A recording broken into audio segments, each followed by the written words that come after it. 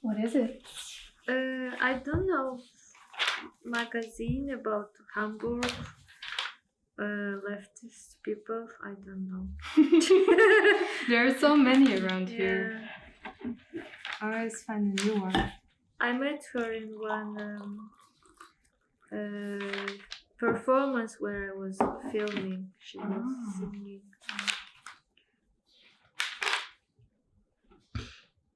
Okay, I put this away, right?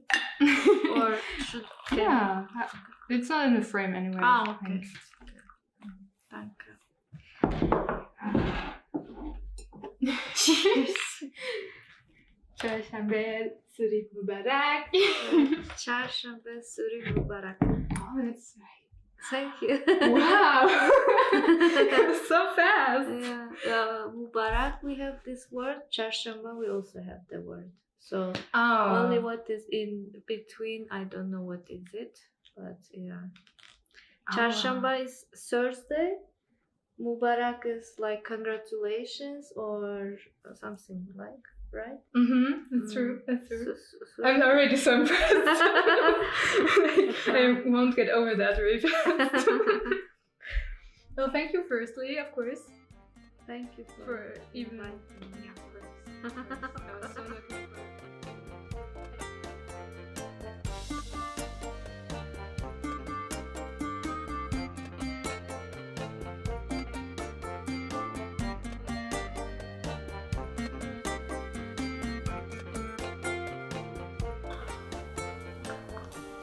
Oh my gosh, I'm so tired already. But it's rolling? Or is it not? Yes. Awesome.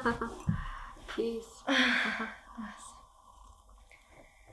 I was wondering also, because the same thing you were talking about, that you're not really sure like where to start. I was wondering about that too, because I'm of course not in Iran. So I do have kind of a perspective, but of course it's not the same as living there.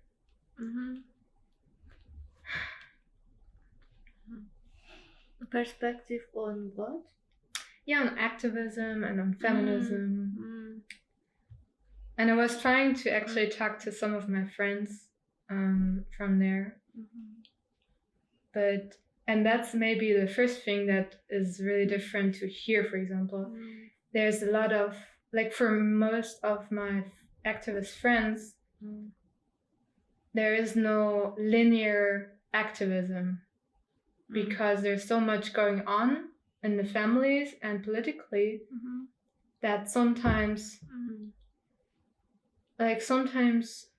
it's good, like there's a phase where they're really active and engaged, and then sometimes the next year they don't want to even talk about it because it's too much basically to think even about, and too scary to be engaged in and stuff like this, which I can totally understand. Me too.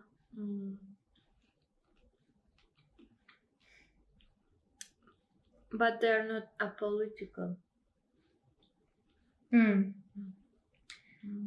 Yeah, they're trying to be, but how can you be when your culture is being like, hi, how's the family? And then political discussions is like the first topic normally. At home?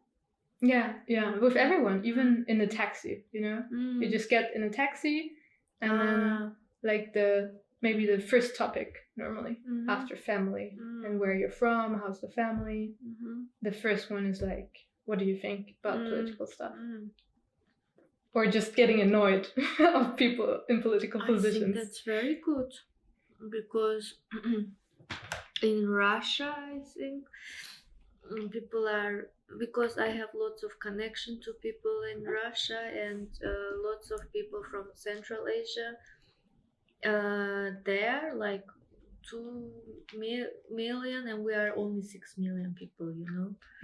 And then I see that a lot of them are very apolitical, and they like, I don't want to talk about politics, it's something dirty, let's leave politics to politicians. crazy. And let's just live our life. Mm-hmm. And then at the same time, like hating high prices or that they lost job, and not seeing the connection that it has to do with politics. And because you were unpolitical, you this is where it came.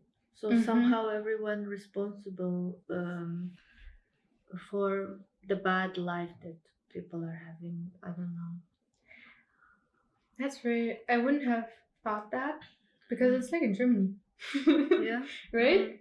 I mean, that's the German way of living mostly. It has changed quite a bit from like 2016 on.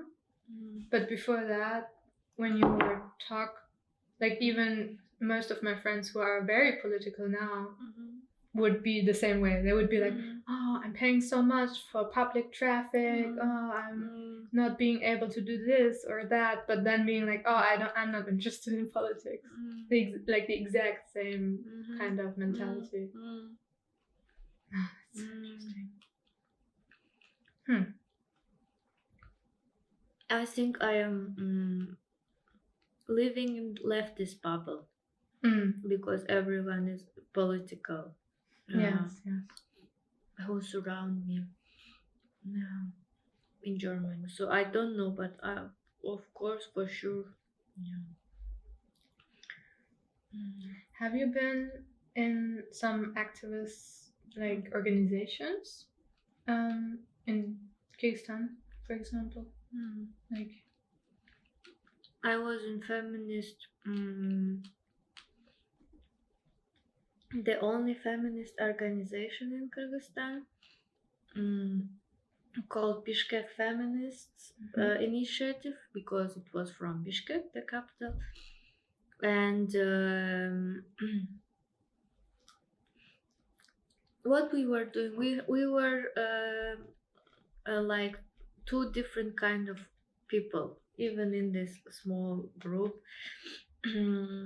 There were people who were very privileged and from rich families, and there were people who could study abroad and so on.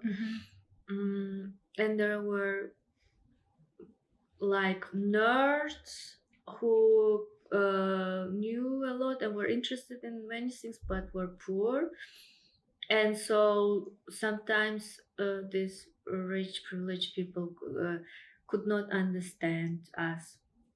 For example, once, and it was also dominated with one very narcissistic person. She was doing a lot. As usual. Yes, it is the same everywhere.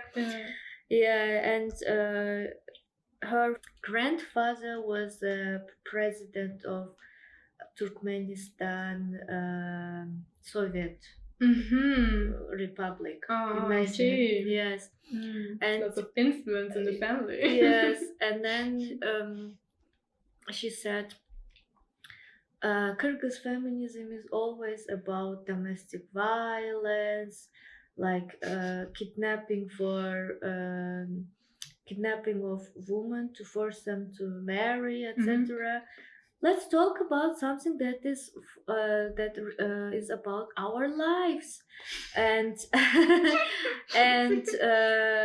we live in Bishkek. We don't live in somewhere in rural area, and let's talk about what is important for us. And for example, you, Gulzat, what do you think? And I'm like, okay, my family. I said, maybe we should talk about that when you get married, you are like a slave because you have to do all domestic work around.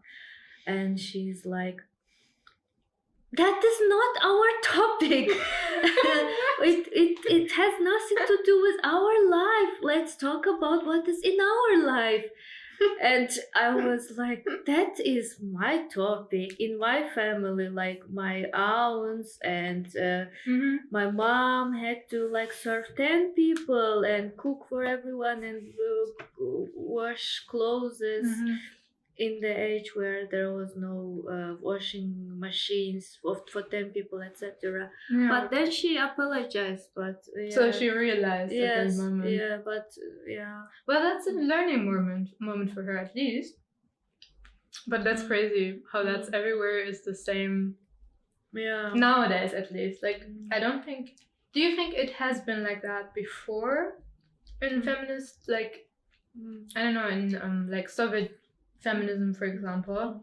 Because roughly speaking, what like is the perspective from Europe and DDR versus like rest of Germany basically has been more this white feminism, capitalist feminism from the Western side, and DDR was much more like the feminism was much more oriented around working class people. So there has been like around here there has been quite a like you can see the difference, but that's why I wouldn't have expected that to be the same discussions basically. I think in Soviet Union there were also privileged people. Maybe the difference was not so high like now, billionaires, millionaires, and but still there. For example, my father's side family, they were all educated, and my mother's side, my mom was first person in her family to get education. And when they wanted to marry, my grandmother was very against, because she said, these are rural people. And feminism was also, I don't know, from Soviet time, somehow in politics also. And because communist movement was for also for women rights, because of Clara Zetkin, Rosa Luxemburg, that they were saying that there should be kindergartens for kids so that mothers can work, be independent. So and also be supported in their like goals to have a career. So, but it was also like with Soviet Union coming to our countries, like without our choice, it was imposed, of course. But there was this women committees. There were lots of good things. Women committees where women who had problem could come. It was part of like official. Everything was official, and they could say, "Oh, I have problem. I have too many kids and no money. I don't know," and they would help. Or if there was a support system in public. Yes. But there were also like white savior stuff, like for example, Russians were coming and saying to the women of Central Asia, like Turkmenistan, Uzbekistan, Tajikistan, that they should take off their hijabs, and this woman had, or otherwise they would put into prison or something. So women who would take off their hijabs, they would get attacked by their communities, and if they don't get attacked like in France now, that they forbid hijab because they want to make women more liberated, but at the same time against their will. That's how liberation works. So I don't know. Oh, that's crazy. Okay, I heard about that a bit because Tapiz, I think, a part of Iran was was connected to Soviet Union a lot, but I think the storyline is very different in Iran because Iran was always very secular in a way, because Islam was more like an Arabic thing being imposed. So many communities were secure, like there was no threat in that way for a woman to take off their hijab at that point. But still, I can see how that could be a horrible thing. Yeah, like in France. It's the same story. Damn. So, but I think there were a lot of with Soviet Union coming, lots of women. Because before it was madrasas in Kyrgyzstan that they go to religious school, and it was only for men mostly, and they could have education, and but also before they could survive without education, like Western education. So understanding of education, because they knew a lot about nature, about their surroundings, about how to survive, and like oral literature, and it was different. And to say that Soviet Union brought education to Kyrgyzstan is also like I don't know, problematic. So imperialistic. it's very imperialistic. Just but lots of women who were in Soviet Union could get education and take very active part in or be in leadership position. So that was also normal. I don't know. Yeah. I guess there are two sides, right, to that story, basically. Yeah. It's interesting. Want some tea? Still. Yeah, quick.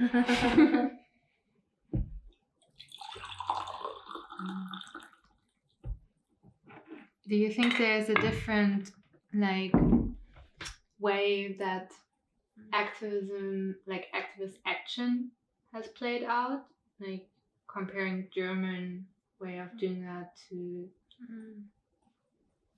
like, for example, feminist action you have experienced? Because in Iran it's very different. Like, very, very different. Because of the structure right now, of course. Political structures. How is it? Like, there is so many layers, I guess. Because on one hand, there are the protests that are more almost like, lots of that goes over Instagram nowadays. And what I see a lot is like many of my friends spread around information of people gone missing, for example. Missing, which is of course getting snapped by the police at some point.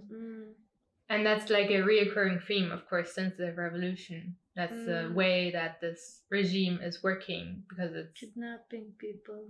Yeah, like there's one police basically that is like the public police, and then there are different squads, revolutionary squads, which are basically just men who are very violent. Oh my god. Yeah, that's like the way to control, especially women, of course. But in general, they're also used against the protests. And so these kind of protests are very decentralized by now. It used to be very different, of course, but since most leftist organizations have been like killed off or brutalized or in exile, the best scenario was getting into exile in Europe or America, basically. So I guess this has been very more anarchistic. It used to be very communist focused, and now it's very much just this kind of propaganda that works from, you see something on Instagram, you get to know people through Instagram, and then you also organize via Instagram, which is more or less organization. It's more like one person gets the idea and then someone publishes it, and there are organizations pushing us, but they're so flexible because people like, as I said, like move in and out of activism very fast. And so that's like one part, and the other part is very young. Like there's always a younger generation that starts stuff, basically. Like, for example, the Fridays for Future peeps that I was talking to and also went on a protest with, they're so young. Of course, Fridays for Future is young, but it feels very different in Iran because they have to be very cautious. Those people, they don't call themselves, like, it's not a protest. They call it like information campaigns. And so they run around with like posters with information and flyers and just distribute, but don't gather in a huge group. Like they're a group, of course, and they gather at the park, for example, or at the mall. But then it's not so much of being loud or protesting, but more acting as if they were advertising something. And at some point, always the police steps in. But then, the best outcome is normally that they're just like, we were just meeting here, and we have this information about climate change. So it's really trying to detach from political like way of thinking, and I think it only works so far because Islamists don't realize what is political. There's no, like, those policemen are not, like, they're really, really dumb. Like, police here is kind of dumb, but in Iran it's worse because there are those squads. Like, many of them are like into drugs or are like not really educated in any way because intellectuals don't go to the police. Like, you would never let your family get involved with the police in Iran. So you can normally like try to work around this. But for example, when I was on the protesting with them and informing people, because I was with my fiance, who is obviously German with blonde hair and white skin, we would leave, like hide around the corner just so they don't get into trouble. Because as soon as there's someone foreign, it gets more political. Like there's always this like connotation of, are you sure you're only advertising something if those people are here? So it's, those are really, like, political action is very, very different to something you could experience here. There are plenaries, of course, and stuff like that, but not like, it's not so much centralized. There's no public like room where you could meet, and it also has to be very flexible, so everyone can keep kind of safe. So you don't have like a gathering with like lists of names or something. It would be really dumb. Discreet. Yeah, that's why. Our advantage in Kyrgyzstan is that our police is very weak. Our military is very weak because our government has not too much money, and it means that one of the first marches, 8th of March demos, was when I was there, and it was really cool. It was small but different people, and very inspiring. We went to parliament, even deputies came out, and we had a list of documents, problems, and even proposals, what we want to do with them. And in Kyrgyzstan, activism is very fueled from non-governmental organizations, and they are also fueled by UN or wherever. Oh, so international organizations, even international, yes, like UN Women. And because Kyrgyzstan is small, everyone knows everyone, and like you can just go to UN Woman and say, hey, I have this idea for a music video. It's about against domestic violence. Give us money, and they can give if they have, and they have.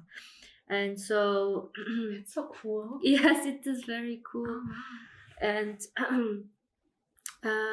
yes, and then there are a lot of, they were able to ratify many laws. I spent just 10 years in Bishkek, but lots of things were able to change because of activists. It's very inspiring.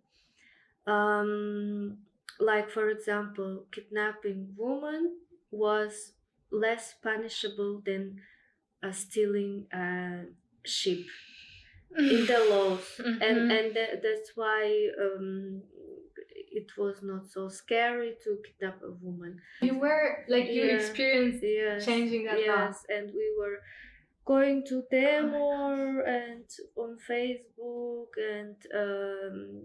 and there were these NGO people, like older and very like loud, and this kind of woman who are like go and like and they also sometimes know how to talk to whom, and with guys maybe they're nice and polite and play their games to get things done. I don't know. So okay. Yeah. So there are different strategies, basically. Yes, there are young feminists who are all kept the same haircut, like short hair, and when I was there, it was one side long, this side shaved. We all had the same haircut. So and, cool, though. Yes, and who are like studying and has lots of connection to West, learning English and getting information from Western feminism. But there were also like these older women who were in these NGOs and who knew problems a lot, who had lots of contact to rural women, etc., and who were also working with parliament and to like make changes.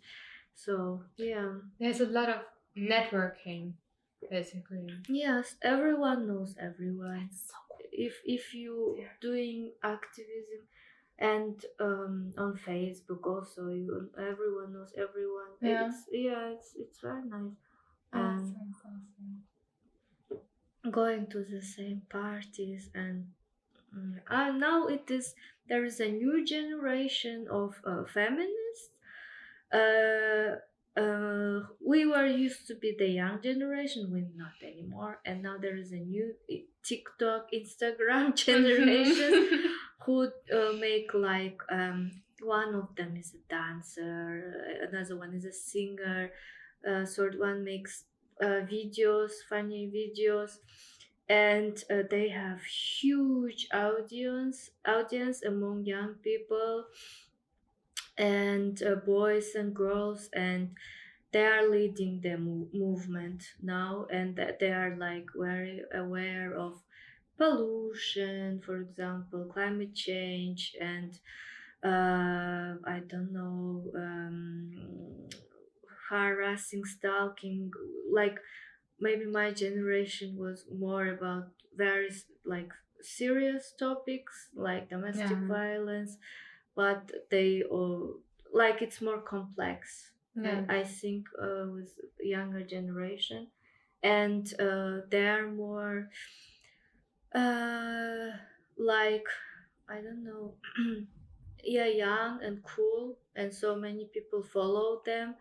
And our generation was just for the club of people who are in the same club, like with girls with short hair, long hair here.